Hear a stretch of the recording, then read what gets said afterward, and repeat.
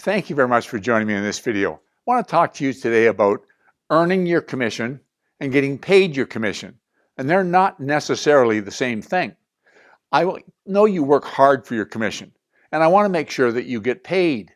It's not a guarantee. I think we need to take a look at how you earn your commission and then what could derail the process about getting paid. First of all, how do we earn our commission? Well, we bring a willing buyer and a willing seller together into a contract to purchase a home. The transaction closes and we've earned our commission. We understand that. But I think it's important to take a minute and look at the actual wording in the listing agreement about the commission and see what the seller is covenanting to do as far as paying the commission. Listen to what it says. In consideration of the listing brokerage listing the property, the seller agrees to pay the listing brokerage a commission of, and then it's either a percentage or an amount or a combination thereof, for any valid offer to purchase the property from any source whatsoever obtained during the listing period as may be acceptable to the seller. Then it goes on to say, the seller further agrees to pay such commission above, even if the transaction contemplated by the agreement to purchase agreed to or accepted by the seller or anyone on the seller's behalf is not completed, if said non-completion is owing or attributed to the seller's default or negligence, said commission to be payable on the date set for completion of the purchase of the property. So, as we've said here, you get paid a commission. It first of all says for taking the listing and then bringing in an offer. So, the question is, we know if the transaction closes, you're entitled to your commission. But the question is, and I get asked this from time to time, what if an agent brings in an offer on a property that meets the criteria that the seller has laid out? In other words, the price and terms and so on are what the seller requested. Well, what the clause says is an offer acceptable to the seller, not accepted by the seller, but acceptable to the seller. So if the seller says, I want X number of dollars, I want it closed within 45 days, I want these terms, this condition, this inclusion, these exclusions, and an agent brings in an offer that meets all those criteria, even if the seller doesn't accept the offer, and he's not obligated to because it's an invitation to treat, not an offer to sell, the argument could be the agent's earned his commission. And there certainly is precedent for that.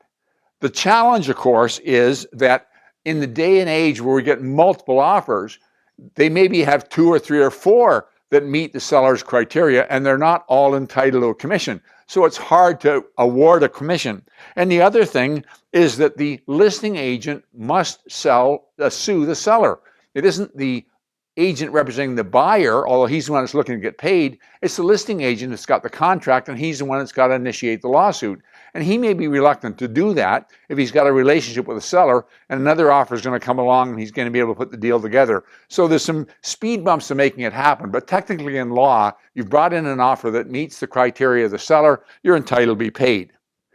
The second thing is, what about the seller's default? The transaction didn't close. Now it becomes an issue of whose fault is it? Let me say if the buyer refuses to close, even though you get a firm deal, you're not entitled to a commission. The obligation is the realtor to bring in a buyer who's ready, willing, and able to close. If that buyer is not ready, willing, or able, he hasn't earned his commission.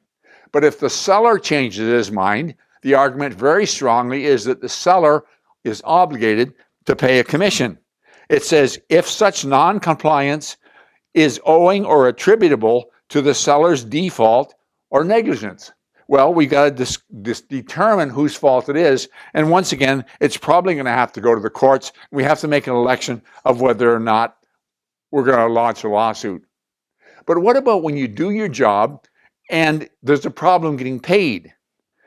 There may not be enough equity in the property to pay you your commission. We see from time to time properties, we use the expression underwater, where the amount that's owing against the property is greater than the value of the property. And you as a realtor need to do your homework. And if that's the case, don't take the listing because you're not going to get paid. What about the fact that the seller's falling behind in his payments and the bank may be taking action, but there is some equity in the property? Do your calculation, do your homework, and find out whether there's going to be enough equity to pay you. But even there, you could be surprised. There could be other liens that come on the property prior to closing. I remember years ago having one where the lawyer was checking every 5 or 10 minutes prior to closing because liens kept on coming up as new people found out the property was sold. And so you've got to be careful about it. Now you say, well, why? Why don't you just get a large deposit? That doesn't guarantee you're getting paid. Follow me on this. The deposit is trust funds until the transaction closes. If the lawyer says he needs the money to close the transaction, notifies the realtor's brokerage, the brokerage has to release that funds because you got a direction to do so. And so you don't have the security of it in deposit. Now, it's certainly better to have it there than not have it there, but there's no guarantee you're going to get paid. So if you see that there may be a problem, it may be tight, it could be problematic, you may want to get the bank involved. If they go power of sale, they're going to have a lot more expenses, and they may not end up with any more money than the offer on the table. So if you get them involved, you're going to get paid. The other thing is understand that the seller is still on the hook to owe you the money. He still has to meet his obligation. Now, if he's going bankrupt, he doesn't. And if he hasn't got any equity, he doesn't. But you need to explore that avenue as well. Then there's the danger with shell companies. You've got a property, it's held in the name of often a numbered company, and it turns out that the only asset that that company has is the property that's being sold. And the property is sold, and now you have nobody to sue for commission. We had one where the owner of the company, who also owned a multi-family apartment building, small apartment building, instructed the lawyer to not pay out the commission, and the lawyer paid all the money to the seller, and we had nobody to sue because the seller hid behind the corporation. The corporation had no assets. Now, we were able to sue successfully the lawyer because the lawyer had an irrevocable direction, and they still do in the agreement of purchase and sale. There's an irrevocable direction. It says in section 29 called successors or assignees, it says, I, the undersigned seller, agree to the above offer. I hereby irrevocably instruct my lawyer to pay directly to the brokers with whom I have agreed to pay commission, the unpaid balance of the commission, together with applicable harmonized sales tax and any other tax that may be applicable from the proceeds of the sale prior to any payment to the undersigned on completion as advised by the brokerage to my lawyer. So you get an irrevocable direction. Before I get paid, Mr. Seller is saying, my agent gets paid. All right. But there's one further one I want to leave you with, and that's I'm going to call it a step commission. And we're seeing it more and more. This involves builders and new build, and usually condominium, not necessarily condominium, but usually condominium. And what happens is that the builder wants the realtor to get involved and find a buyer. But there may be the shovel isn't even in the ground. It might be 2 years before completion.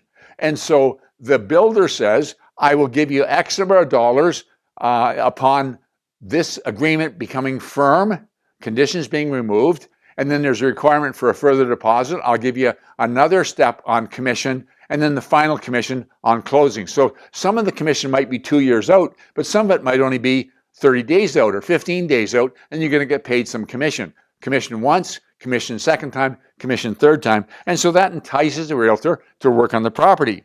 The problem is that on their agreement of purchase and sale, on their listing agreement, or on their broker referral program, more and more, this is what is buried in that agreement. This is what it says. Should the above transaction not close for any reason whatsoever, the broker agent shall refund any commission paid immediately upon receiving a written request. Interest will begin to accrue at 18% per annum after 5 days of the written request. We had an experience like that. First time I ran across it. The builder decided not to go ahead with the project, and he assigned everything, and he basically went into receivership, signed everything over to a third party, and they came after it wanting their commission back. And of course, we paid out 95% of the commission to the agent. This happened a year or two. In hindsight, the agent was long gone, wasn't even in the business any longer, and they came looking to the brokerage for the commission. Well, I think it could be argued in the courts. There's a principle of unjust enrichment. We did the work, we're deserving the commission, but there is still this clause where we, through the agent, agreed to pay it back. And so what's happening in these situations is some brokerages are sitting on the commission and not paying it out until closing. Kind of defeats the purpose as far as the builder is concerned, but the brokerage doesn't want to be in a hook. Or the brokerage gets a promissory note from their agent, or the brokerage just takes their chances. But you need to be aware of it, and a lot of agents aren't. They sign the paperwork, away they go, and then they get a shock when the builder, for whatever reason, doesn't proceed with the transaction. So there's a number of ways to earn your commission, but there's a number of ways to not get paid your commission and sometimes be forewarned to be forearmed. Thank you very much for taking your time. Look forward to talking to you again next week.